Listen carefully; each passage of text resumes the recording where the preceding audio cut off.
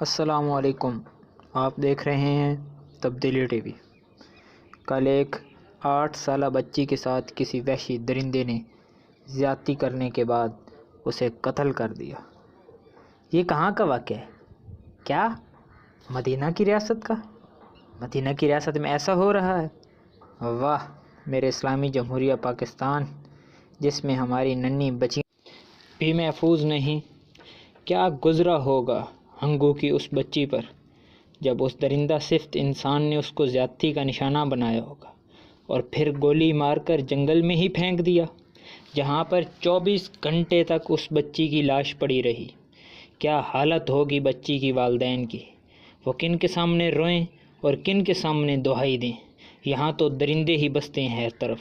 ایسی جاہل قوم کوئی بھی نہیں ہوگی جیسی ہماری ہے۔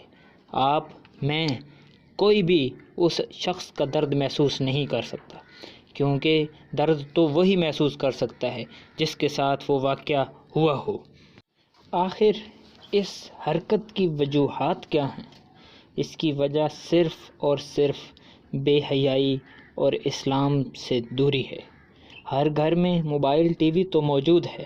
ٹی وی میں کمرشل سے لے کر ڈرامہ سیریلز تک ہر جگہ اتنی بے حیائی پھیلائی جا چکی ہے کہ ایسی ڈریسنگ اور ڈائیلاگز ہوتے ہیں کہ بندہ فیملی کے ساتھ بیٹھ کر ٹی وی نہیں دیکھ سکتا۔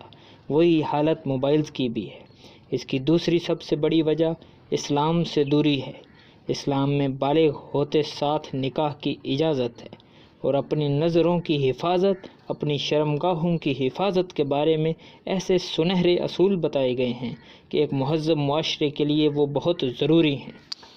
اس کی ایک اور اہم وجہ نکاح میں مشکلات ہیں۔ ہم نے نکاح جیسے پاک اور حلال عمل کو اتنا مشکل اور مہنگا کر دیا ہے کہ اب نکاح کرنا مشکل ہو گیا ہے۔ اس درندگی کے دو ہی حل ہیں۔ ایک، ہم نکاح کو عام کریں اور سستا کریں تاکہ غریب سے غریب انسان کو بھی نکاح میں کوئی دقت پیش نہ آئے۔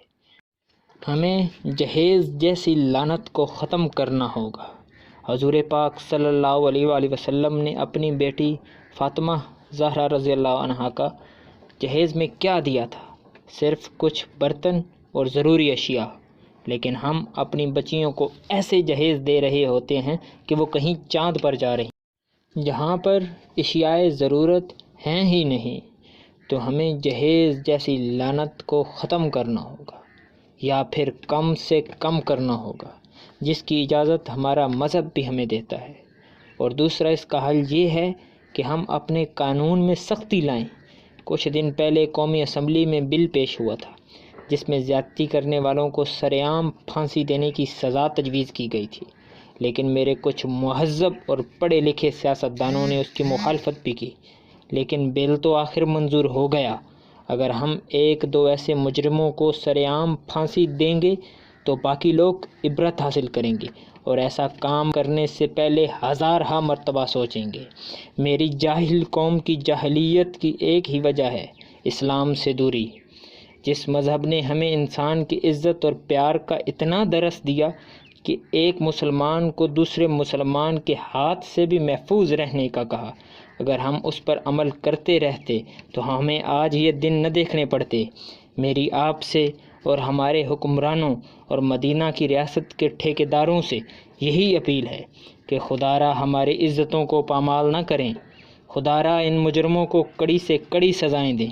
ہم بھوکے رہ لیں گے، پیاسے رہ لیں گے، بجلی گیس کے بغیر بھی رہ لیں گے، لیکن ہماری عزت اگر محفوظ نہیں تو ہم زندہ نہیں رہ سکیں گے۔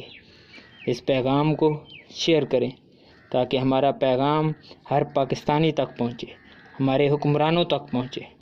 ملتے ہیں ہماری نیکسٹ ویڈیو میں، تب تک کے لیے اللہ حافظ۔ پاکستان زندہ باد۔